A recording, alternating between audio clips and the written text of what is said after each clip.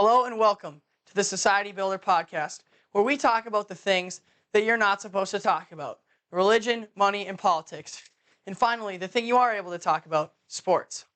And that's what we're going to be starting with today. We are trying to define what is a sport, because everybody wants to make everything a sport nowadays. Everything in the Olympics, they just want everything to be a sport.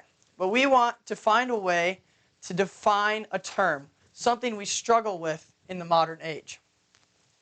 My definition of a sport is as follows: a competitive activity that requires physical exertion, can be scored objectively, and requires getting an object from one place to another, and finally is practiced repeatedly. And so each phrase has a different bucket or category that an activity can be if it is not a sport. So for example, if something is not competitive, it is a hobby.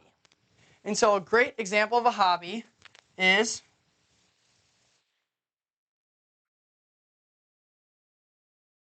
a stamp collection or any other type of collection. Something that you just do for fun because you want to enjoy whatever it is. You want to enjoy looking at all the stamps you have. Again, very few people are going home and writing home, man, I just won this stamp collection competition. I mean, that just really doesn't happen. So when you're collecting something, you're typically not doing it to compete. You're just trying to have fun, and it's totally okay. Another example is Legos. Legos are typically just something that you do when you're having a fun night. Again, you can build. There are some people who do some form of competitive Lego building, but again, it would not fit in the next category anyways. But we just put it here because most of the time people just want to put Legos together for fun as an enjoyable experience. The second category, that is game, goes along with the phrase that requires physical exertion, because typically things that are games, such as board games, don't require physical exertion. Chess is my favorite example because it highlights another big argument that people have for what is a sport, which is it's in the Olympics. The Olympics lets basically every activity ever known to mankind in the Olympics at this point. Again, I respect chess so much. I think the guys who play it, they're so good. I love chess. I don't know how they do it. But it's just not a sport because nobody goes to their personal trainer. Man, I had a really big workout yesterday. I'm just so sore. I just played a lot of chess. Again, that just doesn't happen. You're not exerting yourself. You are exerting your mind, and you are burning a lot of calories because your brain is thinking very hard. But that is not the same as physically exerting yourself. It's just a fun game. Every other board game is in this category as well. Another example, esports. Esports is not a sport. And you're like, well, Delphin, it's got, the word sport in it. It's got to be a sport. No, it's just like how unhealthy foods are marketed as healthy. It's just a poser. It's not really a sport. Again, the guys who devote, they play for 24 hours straight and they're so good. I would never be able to be as good at them at their game. But again, it's just not a sport because it is not it does not require physical exertion. And again, I respect them. It's really hard, but it's just not a sport. The next category can be scored objectively. This is the category of competitive art form. And the things that are in this, they often get really mad, but I don't think it's necessarily bad to be in this category. So the first one, dance. I know a lot of dancers that come up and tell me that dancing is a sport, but I'm sorry, it's just not. And the reason for it is it can't be scored objectively. And also, it's not getting an object from one place to another. But we're just going to go with the cannot be scored objectively for now. And the reason why that is judges, even if you have a routine that is supposed to get you a certain number of points, if you showed the same routine to 10 different judges, even if they knew the sport, they would judge it differently. And so again, I have a lot of respect for dancers, but I can't do it. I don't have rhythm. I'm not flexible.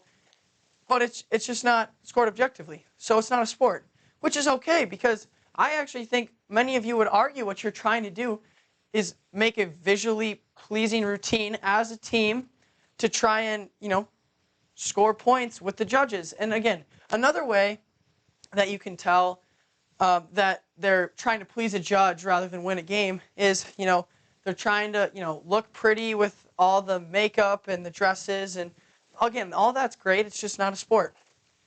And so again, if it has a judge, it's most likely in this competitive art form.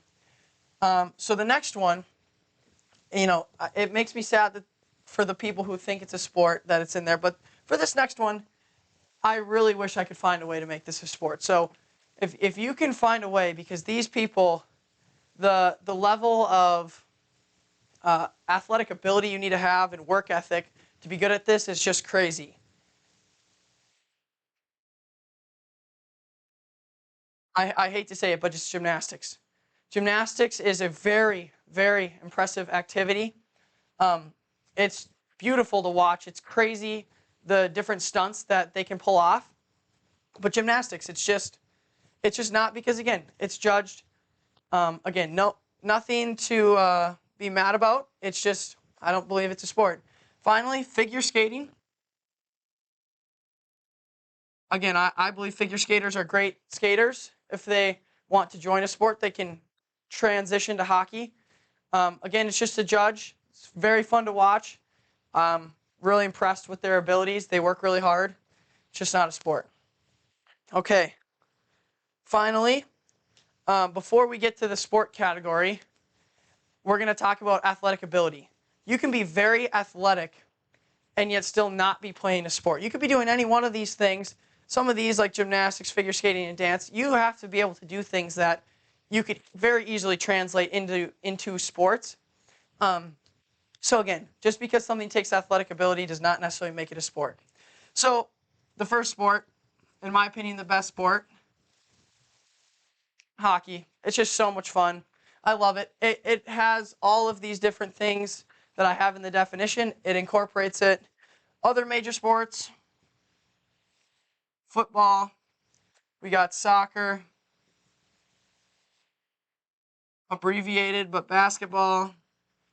Again, all of them are a competitive activity that requires physical exertion, can be scored objectively, getting an object from one place to another, and is practiced repeatedly. And one thing that I'd like to say, too, about the refs again. If you took hockey down to its most basic form, 6 guys on the ice trying to get a puck into a net, you could take away all the other rules, and you wouldn't technically need a ref. You just have a ref to keep peace.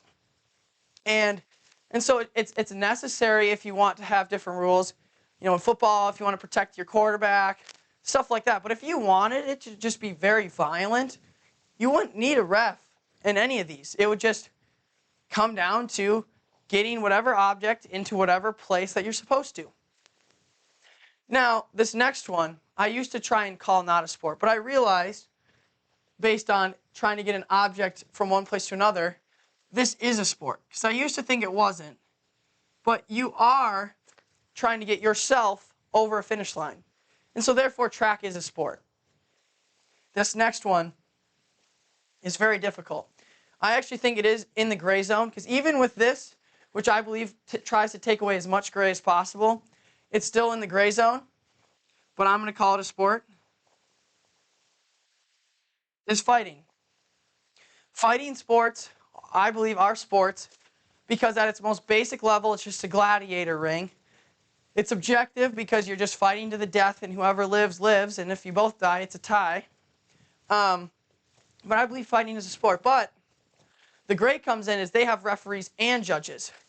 And so, well, does that make it an art form? And I recently found out that a sport like karate actually was made to be an art form. So I think fighting, you could probably put here or here. And I know that art form makes it sound weak, but if you look at some of the traditions, I actually think it just makes it stronger. Again, just trying to show that this is not necessarily a bad category. But again, I'm going to say fighting is a sport because, knockouts are objective, and they do have referees. But again, it's kind of on the borderline.